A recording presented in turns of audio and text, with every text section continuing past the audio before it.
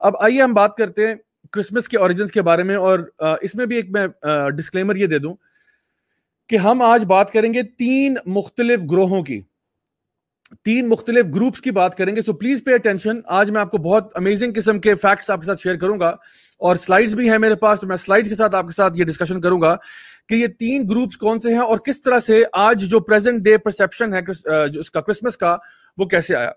تو سب سے پہلا گروپ جو ہے وہ ہے پیگنز کا گروپ, پیگنز. اور یہ میں بات کر رہا ہوں یعنی تقریباً آپ کہہ لیں کہ عیسیٰ علیہ السلام سے بھی کوئی 2000 سال پہلے, یا کم از کم 2000 سال, مطلب اس سے زیادہ بھی ہو سکتا ہے, کوئی 4000 سال پہلے بھی ہو سکتا ہے.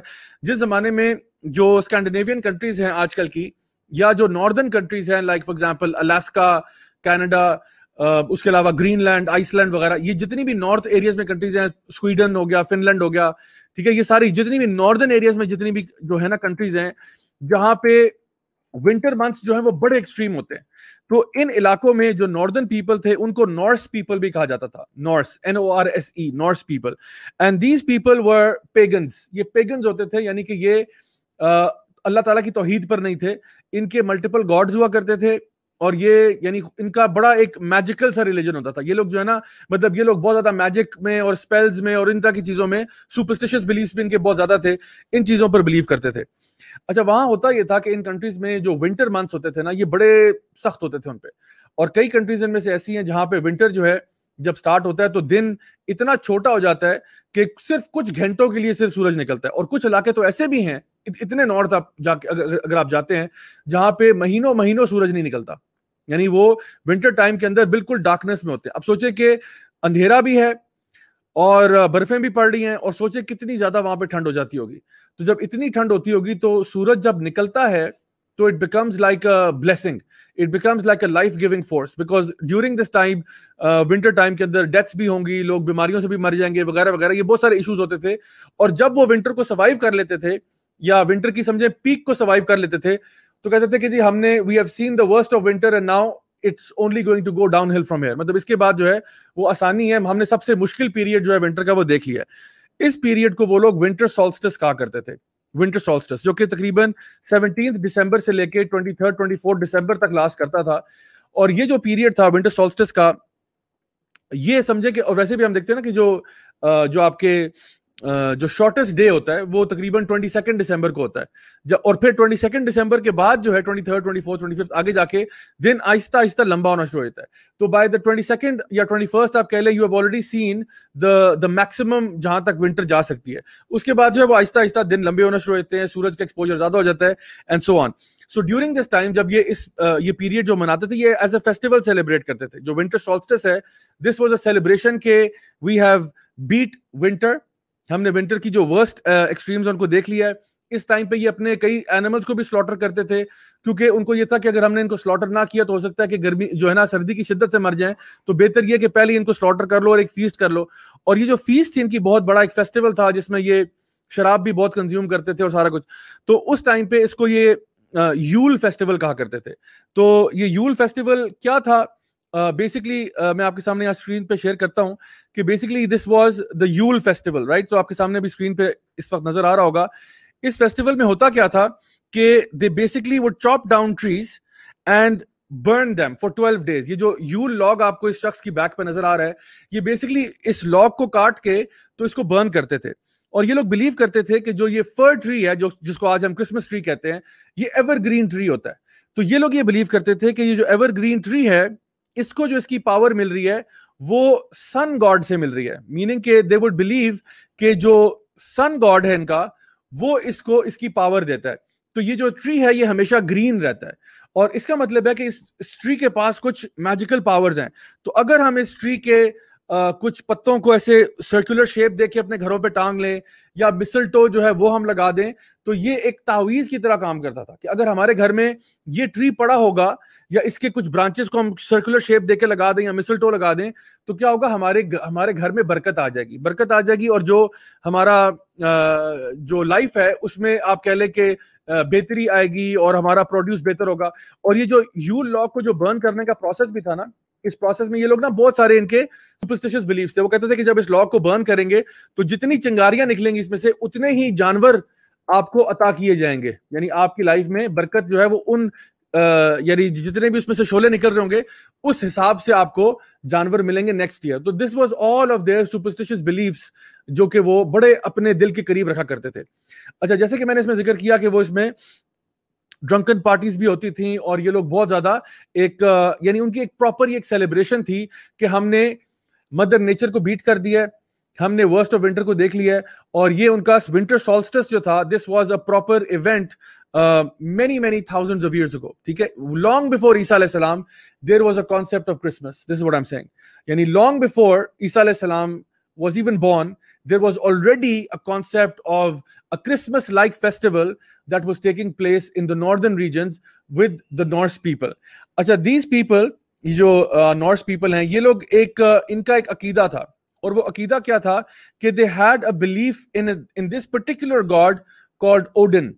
Now who is this Odin character? یہ میں ابھی آپ کے سامنے ذکر کرتا ہوں کہ یہ Odin اصل میں کیا ہے. یہ Odin جی ان کا گاڈ تھا, اور اس کو یہ کہتے تھے کہ this is the god that controls نعوذ باللہ نیچرل لاز, یعنی کہ زندگی موت جو ہے وہ نعوذ باللہ اس کے ہاتھ میں ہے, اور یہ ایسا گاڈ ہے جو کہ اسپرٹس کو بھی کنٹرول کرتا ہے, اور یہ ایسا گاڈ ہے جس کو انٹاکسیکنٹس اور یہ ڈرنکن پارٹیز اور یہ چیزیں جو ہے نا بہت پسند ہیں اس کو. اب آپ دیکھیں جو اوڈن ہے اصل میں اگر آپ دیکھیں تو a lot of Christian theologians will also tell you کہ جو سانتا کلوز کی جو اوریجن ہے وہ ایکچولی اوڈن میں ہے. سو ویسے اگر آپ دیکھیں تو سانتا کلوز کا کوئی دور دور تک تعلق واسطہ جو ہے نا عیسیٰ علیہ السلام کے ساتھ نہیں ہے, لیکن اگر آپ اوڈن کو جو ہے وہ مزید ٹرانسفارم کرنا شروع کریں کہ وہ نارتھ سے آ رہا ہوتا ہے اور وہ رینڈیئر لے کے آتا ہے اور یہ سارا کچھ, تو اف اینی تھنگ اوڈن بیسکلی از آپ کہہ لیں کہ the idea from where Santa Claus came. تو اوڈن کی ایوولوشن کرتے کرتے کرتے وہ ایکچولی سانتا کلوز کی شکل اختیار کر گیا. So this is basically where all of this starts. So یہ تو تھا آج کا پہلا گروپ جو میں نے آپ کے سامنے ذکر کیا کہ جو ناردرن پیپل تھے, جو پیگن پیپل تھے 2000 to 4000 years before عیسیٰ علیہ السلام, this was their belief. ٹھیک ہے, اور وہ اس طرح سے یہ چیزیں سیلیبریٹ کرتے تھے. فیسٹیول آف یول, اور اوڈن ان کا گاڈ ہوا کرتا تھا. This was the way of the people of the north. That's the first group. اب آتے ہیں جی آج کا دوسرا گروپ. آج کا دوسرا گروپ جو ہے یہ ہیں جی رومنس کا. ٹھیک ہے, رومنس جو کہ عیسیٰ علیہ السلام کے یعنی 200 سال کے بعد وہ پاور میں تھے, اور وہ انہوں نے ان کی بھی کچھ بلیفس تھی.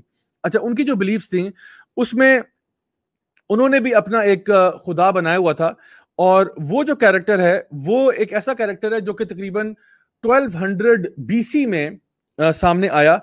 آپ نے قرآن مجید میں نمرود کا نام سنا ہوگا, ٹھیک ہے, جس کو نمراڈ بھی کہتے ہیں.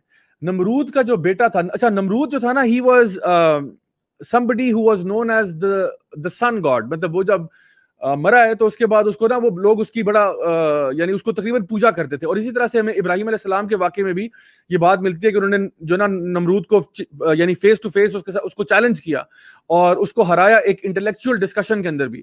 سو نمرود جو تھا یہ بیبلونین یا پرشین آپ کہہ لیں کہ کنگ تھا, اور اس کا جو بیٹا تھا اس کا وہ بڑا ایک انٹرسٹنگ کیریکٹر ہے, اور اس کا نام تھا متھرا. ٹھیک ہے, یا متھرس بھی کہتے ہیں اس کو, اور بھی کچھ ناموں سے وہ جانا جاتا ہے, جو کہ 1200 BC میں وہ پایا جاتا تھا. And he was known as the unconquered sun, unconquered SUN والا سن. ٹھیک ہے, and he was the son of Nimrod.